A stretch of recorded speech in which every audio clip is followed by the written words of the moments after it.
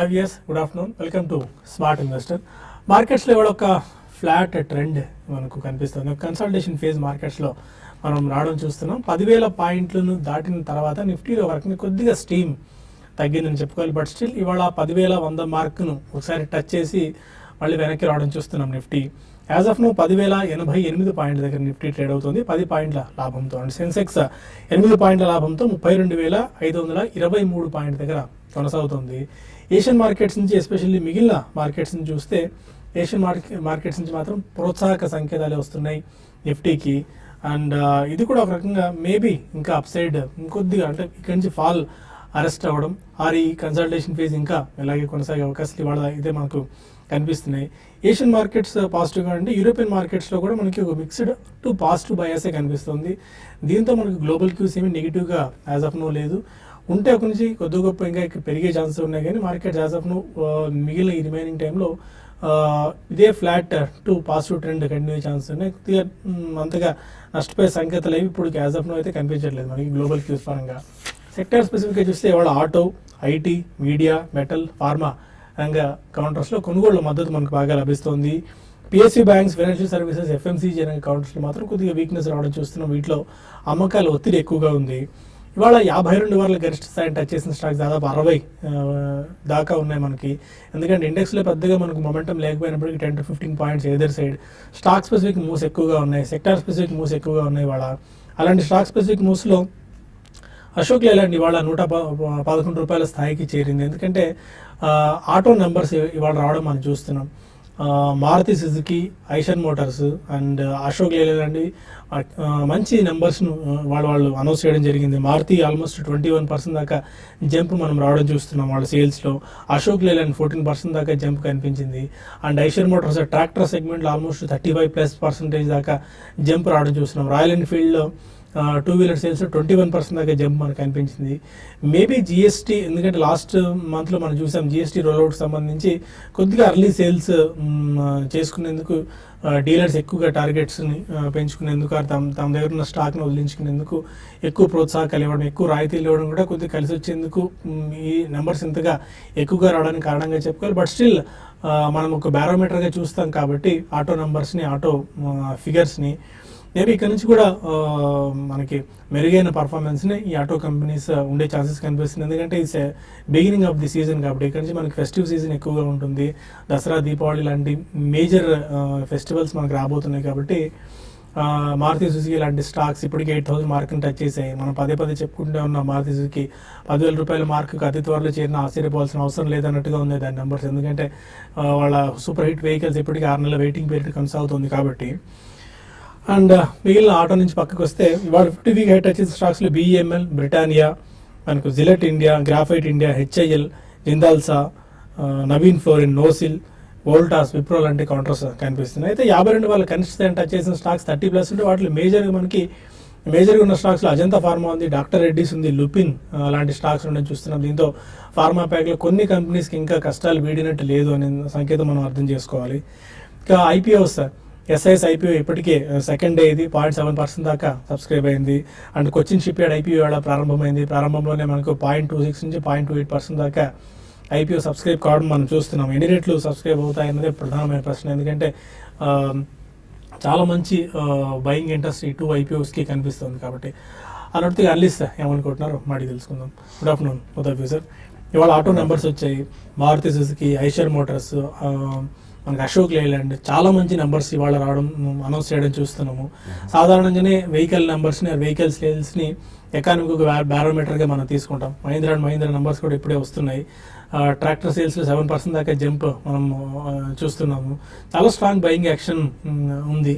అంటే మార్కెట్లో స్టిల్ చాలా పొటెన్షియల్ ఉన్నట్టు కనిపిస్తుంది. ఎకానమీ పాయింట్ ఆఫ్ వ్యూలో చూసుకున్నా ఏ పాయింట్ ఆఫ్ వ్యూలో చూస్తుంది, ఎలా అనలైజ్ చేసుకోవచ్చు దీన్ని? బేసికలీ ఇది ప్రీ జిఎస్టీ ఇన్వెంటరీ క్లియరెన్స్ ఒకటే కాదండి, జిఎస్టీ అయిన తర్వాత most of the vehicles rates అన్ని కూడా పడ్డాయి. సో మనకి మారుతి కూడా చూసాం రైట్ ఫ్రమ్ 3,000 to 23,000 రూపీస్ దాకా ఈవెన్ ప్యాసింజర్ కార్స్ రేట్స్ పడ్డాయి. అంతకంటే ముందర లగ్జరీ కార్స్ అయితే కొన్ని ఆల్మోస్ట్ అప్ టు 10 lakhs దాకా కూడా పడ్డాయి. సో అంతకుముందు అందరూ భయాందోళనలో ఉండేవాళ్ళు. సో అది ఒకటి పక్కన పెడితే సో పోస్ట్ జిఎస్టీ కూడా ఐ థింక్ వెహికల్ రేట్స్ పడ్డాయి కాబట్టి this run rate is going to continue అండి. సారీ. సో డెఫినెట్లీ మాన్సూన్ బాగుంది కాబట్టి tractor sales are extremely good.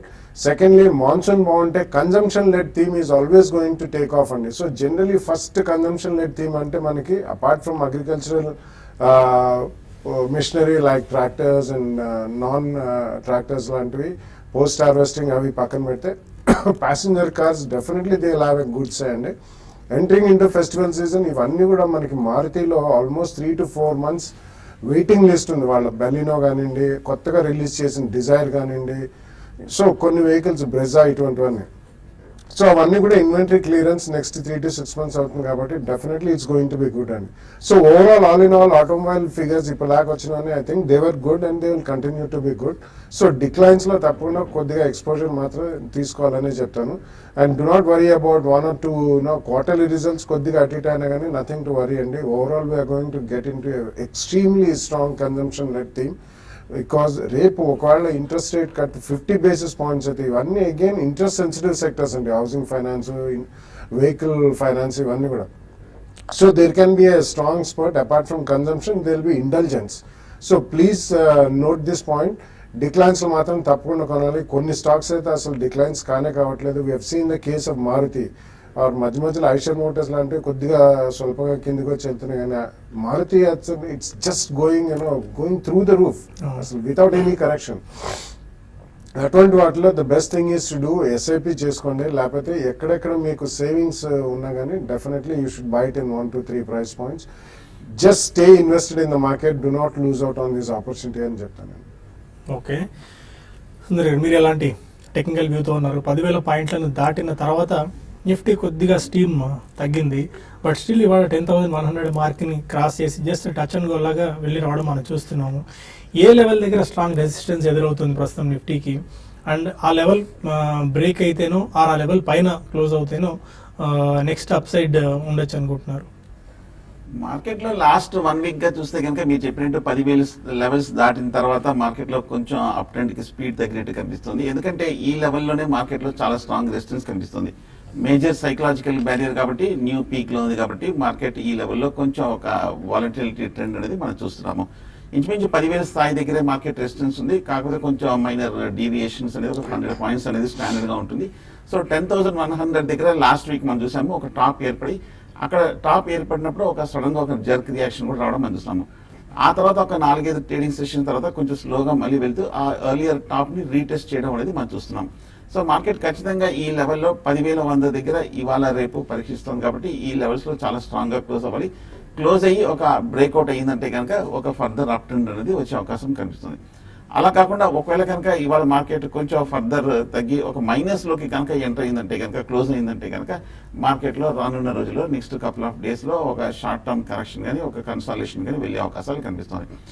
అలాగే బ్యాంక్ నిఫ్టీ చూస్తే కనుక 25,000 దగ్గర స్ట్రాంగ్ రెసిస్ట్ సపోర్ట్ కనిపిస్తుంది. ఆ లెవెల్ దాటిన తర్వాత మళ్ళీ 2-3 సార్లు ఆ లెవెల్కి మళ్ళీ పుల్ బ్యాక్ అవడం మనం చూస్తున్నాము. 25,000 దగ్గర నిలబడాలి. ఒకవేళ కనుక 25,000 మార్క్ దగ్గర కనుక ఫెయిల్ అయ్యి కొంచెం దాని కింద క్లోజ్ అవుతే షార్ట్ టర్మ్ లో కొంచెం ఒక కరెక్షన్ వచ్చే అవకాశాలు కనిపిస్తుంది. ఇవాళ కూడా చూస్తే కనుక బ్యాంక్ స్టాక్స్ లో కొంచెం సైన్స్ ఆఫ్ వీక్నెస్ కూడా కనిపిస్తుంది. పైగా టెక్నికల్ గా చూస్తే కనుక ఓవర్ బాట్ పొజిషన్ లోనే మార్కెట్ ఉంది కాబట్టి ఈ ఓవర్ బాట్ పొజిషన్ అడ్జస్ట్మెంట్ అవడానికి కపుల్ ఆఫ్ డేస్ కూడా పడుతుంది. సో ఓవరాల్ గా మార్కెట్ బులిష్ గా ఉన్నప్పటికీ ఈ లెవెల్లో కొంచెం హై లెవెల్లో అవాయిడ్ చేయడం మంచిది. ఎందుకంటే లాస్ట్ 1 week కూడా చూస్తాం చాలా కాలర్స్ దగ్గర నుంచి లాస్ట్ 1 or 2 weeks పొజిషన్స్ తీసుకున్న వాళ్ళందరూ కూడా హై లెవెల్లో పొజిషన్స్ కనిపిస్తుంది. సో కాబట్టి ఒక చిన్న కరెక్షన్ వచ్చిన తర్వాత తీసుకోవచ్చు. మరి కొంతమంది కాలర్స్ లైన్ లో ఉన్నారు. ఫస్ట్ కాల్ హైదరాబాద్ నుంచి సుధాకర్. సార్ జీపీ పెట్రో ₹95 500 కొన్నాండి. ఓకే. చెప్తారా? జీపీ పెట్రో 95 కు కొన్నాను. Okay. 500 share. Okay.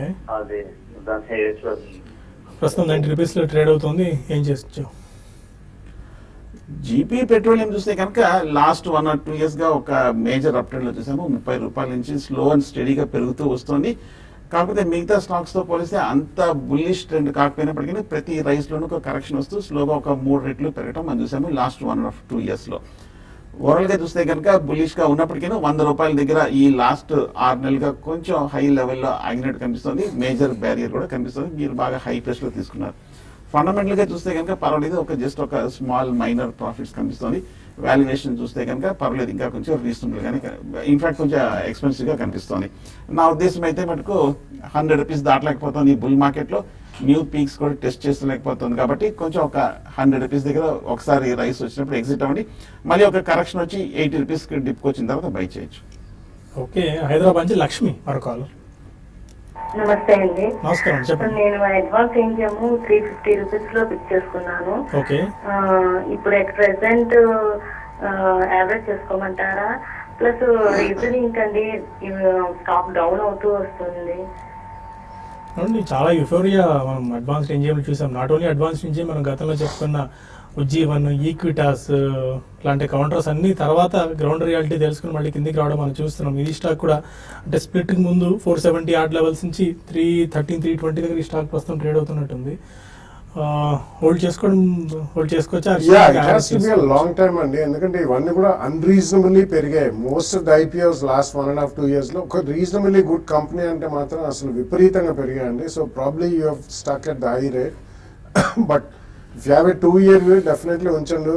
Can we buy now? ఇప్పుడైతే వద్దండి, మనకి కంప్లీట్ రిజల్ట్ సీజన్ అయ్యేదాకా వెయిట్ చేయండి. ప్రాబ్లీ అరౌండ్ 275-285 జోన్కి వస్తే యూ కెన్ బై, బట్ ఇక్కడ మాత్రం వద్దు. ప్రాబ్లీ హై నుంచి ఇట్స్ అబౌట్ 10-12% డౌన్, కానీ wait till the complete results are out అండి. ఎందుకంటే ఈ అడ్వాన్స్డ్ ఎంజైమ్ ఇటువంటి కంపెనీస్కి రిజల్ట్స్ కూడా ఒక్కొక్కసారి లంపీగా ఉంటాయి, అన్ని కన్సిస్టెంట్గా ఉండవు. Quarter on quarter same type of results ఉండవు.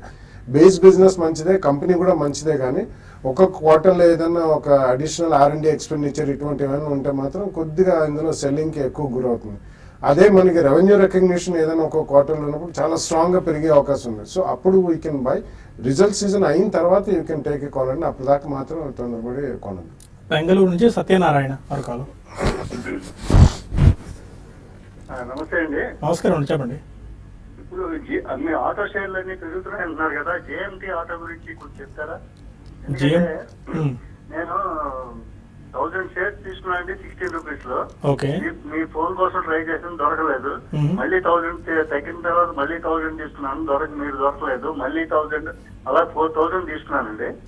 లాస్ట్ లో దొరికారు, అప్పుడేమో ఆ షేర్ వేస్ట్ అని చెప్పారు. ఇప్పుడు నేను అటు ఇటు కాకుండా అయిపోయింది. ఇప్పుడు పెరుగుతుంది అంటారా?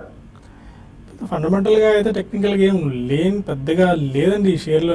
5 రూపాయల దగ్గర ప్రస్తుతం స్టాక్ ట్రేడ్ అవుతుంది. Anything 4000 shares. Price point is what attracts many people అండి. మనం మీకు ఫోన్ దొరకలేదు, that's okay, that's technical problem అండి. బట్ జేఎంటీ ఆటో గురించి డెఫినెట్లీ చెప్తూనే ఉన్నాం చాలాసార్లు కూడా. అలాగే మనకి ఆమ్టెక్ గురించి ఎన్నో చాలా మంది ఇన్వెస్టర్స్ కాల్ చేస్తుంటారు, రీసెంట్లీ స్పర్ట్ అని. సో అన్ని ఆటో కంపెనీస్ అన్ని పెరుగుతుంటే ఆటో యాన్సిల్ అన్ని కూడా పెరుగుతాయనే ఇది డెఫినెటివ్ నేచర్ లేదండి. Because lot of auto ancil companies last 1 or 2 years లో టర్న్ అరౌండ్ అయ్యి కొన్నే మనకి బాగా రాణిస్తున్నాయి. సో ఆ కారణం వలన JMT auto is not such a strong company అండి. సో మీరు వెయిట్ చేయండి, if you can just wait. ఎందుకంటే మీరు 4000 షేర్స్ డిఫరెంట్ ప్రైస్ పాయింట్స్లో కొన్నారు కాబట్టి ప్రాబ్లీ ఇది ఏమైనా టర్న్ అరౌండ్ అయితే you may be able to get some reasonable money. But otherwise అది చూసిన తర్వాత ప్రాబ్లీ 1 or 2 quarters చూసిన తర్వాత if you have dispose of it a loss you should take the call. ఇంకా మరిన్ని కాల్స్ అండ్ మెయిల్స్ తీసుకునే ముందు స్మార్ట్ ఇన్వెస్టర్ చిన్న బ్రేక్ తీసుకుందాం.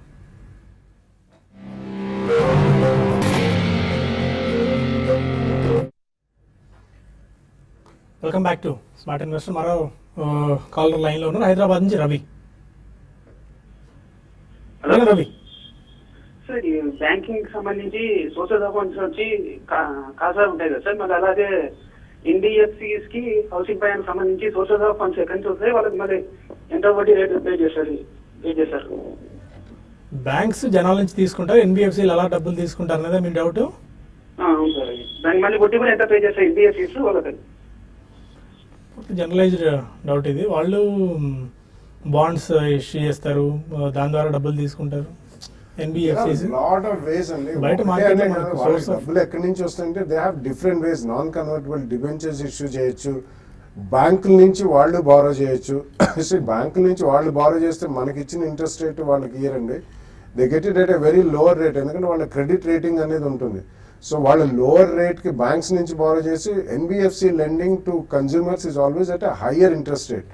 సో ఎన్సిడీస్ ఒకటి చేసుకు బ్యాంక్ నుంచి బారో చేయొచ్చు, మల్టీలాటరల్ ఫైనాన్షియల్ డెవలప్మెంట్ ఇన్స్టిట్యూషన్స్ అని ఉంటాయి, అక్కడి నుంచి బారో చేసుకోవచ్చు. రకరకాలుగా ఆర్ క్యూఏపీ ఇచ్చి ఈక్విటీ నిజంగా స్ట్రాంగ్ ఈక్విటీ ఉండి వెరీ స్ట్రాంగ్ ఫండమెంటల్స్ ఉంటే హై ప్రీమియంలో they can raise money through equity. అంటే ₹1 షేర్ ఆర్ ₹10 షేర్ ఆల్మోస్ట్ ₹1,000 దాకా కూడా రీసెంట్ టైమ్స్లో మనం చూస్తాం. చాలా షేర్లు ఆల్మోస్ట్ $500 to ₹1,000 రేంజ్లో ఉన్నాయి. సో ఒక 1 or 2% డైల్యూట్ చేస్తే equity they get lot of premium and that will go directly to general reserves. There are multiple ways they can raise money and that's a definitely different exercise. మీరు దాని గురించి అంతగా వరి అవ్వాల్సిన అవసరం లేదు. బికాస్ ఎవరికి ఏది కన్వీనియంట్ ఏది చీపో ఆ రూట్లో వాళ్ళు రేజ్ చేస్తుంటారు. ఈ రోజులో డబ్బులు సేకరించడం అనేది పెద్ద ఇష్యూ కూడా, సమస్య కూడా కనిపించింది. డబ్బులు ఇచ్చేవాళ్ళు చాలా మంది ఉన్నారు, మంచి తిరిగి పే చేయగల కెపాసిటీ కలిగి ఉన్నట్టయితే. హైదరాబాద్ నుంచి వినోద్ మరొక చెప్పండి వినోద్. సార్ బయోకాన్ తీసుకున్నాను సార్ 402లో. 402లో ఓకే. దాని గురించి తెలుసుకున్నాను సార్. తీసుకోవాలన్నా మీరు షార్ట్ టర్మ్ గురించి తీసుకున్నారా లాంగ్ టర్మ్ గురించి తీసుకున్నారా? లాంగ్ టర్మ్ 1 year కోసం sir. Biocon because of US FDA concerns నేపథ్యంలో మళ్ళీ కొద్దిగా వీక్ అయింది ఈరోజు కూడా. ఎలాంటి దేంతో ఇస్తారు? 378 దగ్గర ట్రేడ్ అవుతుంది, 377 దగ్గర. ఈ లాస్ట్ 1 year గా చూస్తే కనుక బయోకాన్ ఫార్మా స్టాక్స్ అన్నింటిలోనూ బాగా అవుట్ పెర్ఫార్మ్ చేసే స్టాక్. ₹150 నుంచి ₹420 వరకు వెళ్ళి ఈ గత వారం 10 రోజులుగా చూస్తే కనుక హై లెవెల్ నుంచి కొంచెం కరెక్షన్ రావడం మనం చూస్తున్నాము. సో టెక్నికల్ గా చూస్తే కనుక బాగా బుల్లిష్ గా ఉన్నప్పటికీ లాస్ట్ ఒక 1 month లో చూస్తే కనుక ఓవర్ బాట్ పొజిషన్ నుంచి ఈ స్టాక్ కొంచెం రియాక్ట్ అవడం మనం చూస్తున్నాము. నెక్స్ట్ 1 year పర్స్పెక్టివ్ అయితే మీరు డెఫినెట్ గా హోల్డ్ చేయొచ్చు. అక్కడక్కడ మైనర్ కరెక్షన్ వచ్చినప్పటికీ ఈ స్టాక్ చూస్తే కనుక ఫండమెంటల్ కూడా చాలా స్ట్రాంగ్ గా కనిపిస్తుంది.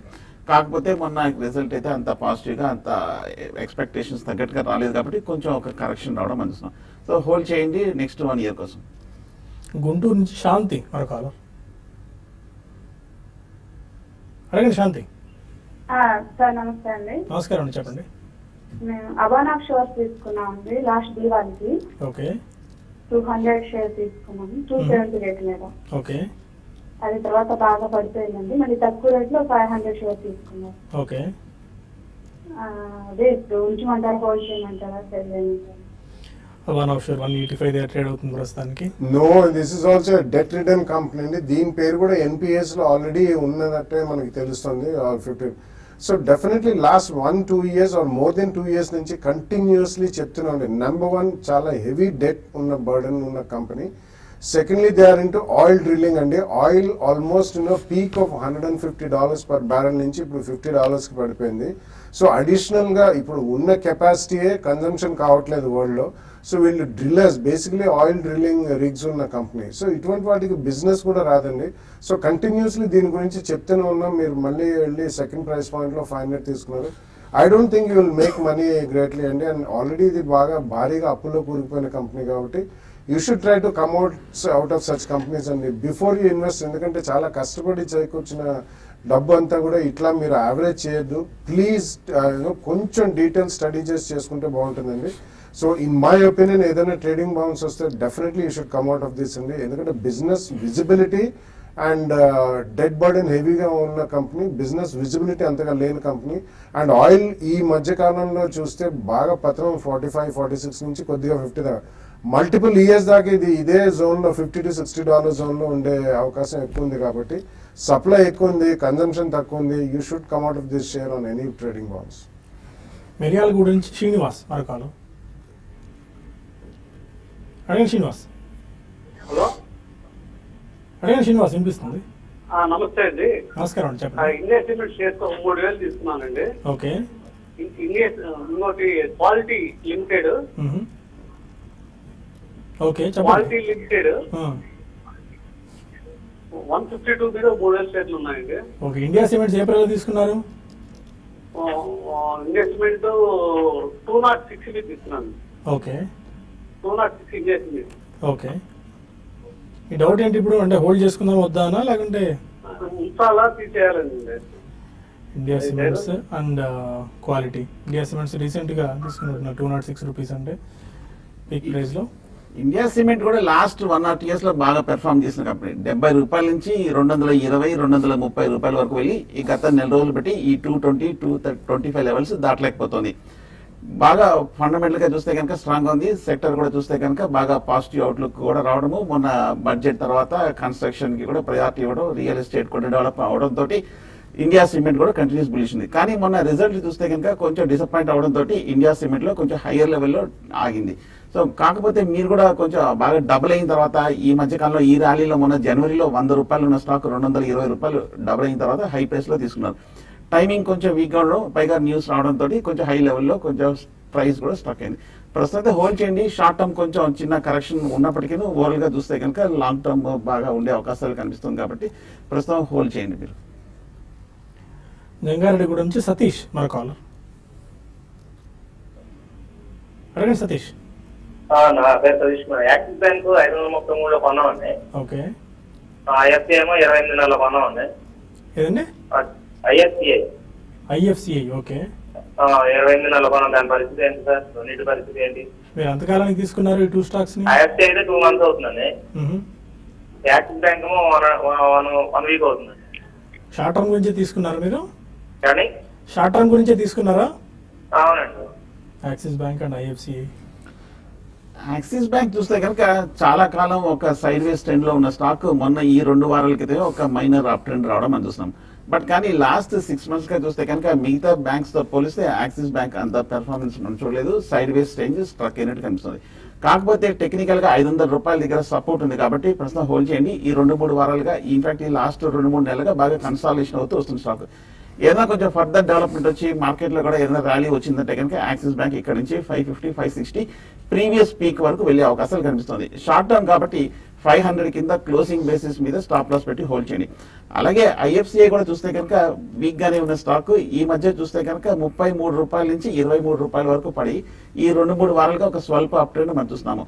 అలాగే లాస్ట్ 1 or 2 years గా చూస్తే కనుక ఐఎఫ్సిఐ కూడా టెక్నికల్ గానే వీక్ గానే ఉంది. అంత పాజిటివ్ న్యూస్ ఫ్లో రాకపోవడంతో ఈ స్టాక్ కూడా కొంచెం అండర్ పెర్ఫార్మ్ చేస్తూ వస్తుంది. నా ఉద్దేశం ఈ స్టాక్ కూడా ఏమైనా కొంచెం ఒక అప్ ట్రెండ్ వచ్చి ఈ గత 2 నెలలు 3 నెలలు వచ్చిన ప్రీవియస్ పీక్ 32, 33కి వస్తే కనుక మీరు షార్ట్ టర్మ్ లో ఎగ్జిట్ అయిపోండి. హైదరాబాద్ నుంచి ఎంవి రావు మన కాలర్. అడగండి రావు గారు. This A question relating to CPSE ETF అండి. CPSE ETF. CPSE. That is, I think, equity based or Navaratna companies, I think. అవునండి. I took at the 2690 base తీసుకున్నా. Okay. What would be the future of it? It went up to 31 rupees, I think, highest, 52-week high. అవునండి, అవును. What would be the prospects? Can you enlighten me, please? CPSE ETF Navratna companies అన్నింటి కలిపి తీసుకుని వచ్చారు. మంచి థీమ్తో వచ్చిన fund ఇది. చాలా మంది కూడా ఇన్వెస్ట్ చేసుకున్నారు. ఎలా ఉండొచ్చు? Yeah, it will give you marginal return and see central public sector enterprise, CPSE ETF and you cannot expect some great fireworks from this kind of ETF and especially its ETF. So ఇటువంటి ఎప్పుడైనా కానీ follow on public offer వచ్చే ముందర కొంచెం activity levels మనకి public sector undertakings majorly are commodity based companies. So మనకి HPCL, BPCL, ONGC, Coal India ఇటువంటి అన్ని కూడా BHEL, you have seen them absolutely going down in the last 2-3 months. Kabatti if you want a reasonable return, I think you should stay invested in that. And otherwise, government to run business, it's not a viable proposition or a great proposition. Koncham మీ మొత్తం investment theme లో don't depend too much on CPSE ETF. Otherwise equity based mutual funds కొన్ని ఉన్నాయండి. ETFs కంటే కూడా 5-star rated equity based mutual funds will give you excellent return over the next 2-3-4 years. So కొద్దిగా అందులో పెట్టి as a small percentage ఇందులో ETF లో పెట్టుకుంటే బెటర్. ETF లో కూడా it need not be CPSE అండి. You can go in for maybe index based ETFs చాలా రకరకాలు ఉన్నాయి. సో ఎక్స్చేంజ్ ట్రేడెడ్ ఫండ్ లో CPSE I don't think it's going to B a great money maker in future. Vijay Kumar mail చేశారు. కొన్ని mails కూడా తీసుకుందాం. Engineers India, HPCL, JSC ఈ 3 స్టాక్స్ని short term గురించి ఇప్పుడు పిక్ చేసుకోవచ్చా? Engineers India, HPCL, JSC housing finance. Engineers India చూస్తే కనుక ఈ మధ్య కాలంలో బాగా పెరిగింది. 80 నుంచి 170 రూపాయల వరకు వెళ్ళి కరెక్ట్ గా రెసిస్టెన్స్ దగ్గర 170, 180 దగ్గర ప్రస్తుతానికి ట్రేడ్ అవుతుంది. ఒకటి టెక్నికల్ గా 175 లెవెల్స్ బ్రేక్ అవ్వాలి, లేదంటే కనుక 160 సపోర్ట్ లెవెల్కి వస్తే కనుక బై చేయొచ్చు. ప్రస్తుతానికి అయితే అవాయిడ్ చేయండి. అలాగే జిఎస్సి కూడా చూస్తే కనుక ఈ మధ్య బాగా పెరిగింది. 250 రూపాయల నుంచి షార్ట్ టర్మ్ లో 600 రూపాయల వరకు వెళ్ళి ఈ మధ్య కాలంలో ఒక లాస్ట్ 1 month గా చూస్తే కనుక ఒక టెక్నికల్ రియాక్షన్ రావడం మనం చూస్తాము. 500 రూపాయల సపోర్ట్ దగ్గర ట్రేడ్ అవడం మనం చూస్తున్నాం. సో ఈ లెవెల్లో షార్ట్ టర్మ్ లో జిఎస్సి హౌసింగ్ ఫైనాన్స్ తీసుకోవచ్చు. వేణుగోపాల్ అడుగుతున్నారు జిఎస్సి హౌసింగ్ ఫైనాన్స్, ఇంతకుముందు అడిగిన క్వశ్చన్, దీప్ ఇండస్ట్రీస్, ఈ 2 స్టాక్స్ని ఈ టైంలో యావరేజ్ చేసుకోవచ్చా? నో, అంటే యావరేజ్ అంటే మీరు ఫస్ట్ ప్రైస్ పాయింట్లో ఎక్కడ కొన్నారో జిఎస్సి హౌసింగ్ తెలియదండి. ఆల్మోస్ట్ 600+ దాకా వెళ్ళింది. ఇప్పుడు అరౌండ్ 500 to 510 జోన్లో ఉంది. సో మీరు ఒకవేళ 600 జోన్లో అక్కడ కొంటే వెయిట్ చేయండి. ఎందుకంటే ఈ రిజల్ట్ సీజన్ అయిన తర్వాత let the market be stable, neither up or down, ఒక 3 to 5 days స్టేబుల్గా ఉన్నప్పుడు GSC housing finance is definitely a very good company అండి. 2-3 year వ్యూ ఉంటే తప్పకుండా మీకు మంచి రిటర్న్స్ వచ్చే అవకాశం ఉంది. సో కొంచెం రిజల్ట్ సీజన్ అయిన తర్వాత you can by it at the second price point. Even Deep industries is also a support services, engineering support services company for hydrocarbon industry, completely oil and gas and వాళ్ళకి కావాల్సిన periphery services, engineering turnkey services కూడా అందిస్తారు. So అది పెద్దగా మనకి moment ఉండే share కాదండి, but it's decent company. Overall company is decent కాబట్టి సెకండ్ ప్రైస్ పాయింట్లో కాకుండా ఏదైనా స్పర్ట్స్ వచ్చినప్పుడు మీరు అందులోంచి కొద్దిగా బయటపడడానికి ట్రై చేయండి. ఫైన్, మనకు టీవీ5 న్యూస్లో సమయం నిలిచిపోతుంది. టీవీ5 మనీలో కలుద్దాం ప్రాఫిట్ ట్రేడ్ వేదిక ద్వారా. అక్కడ మరిన్ని కాల్స్ అండ్ మెయిల్స్ తీసుకుందాం. Stay with us.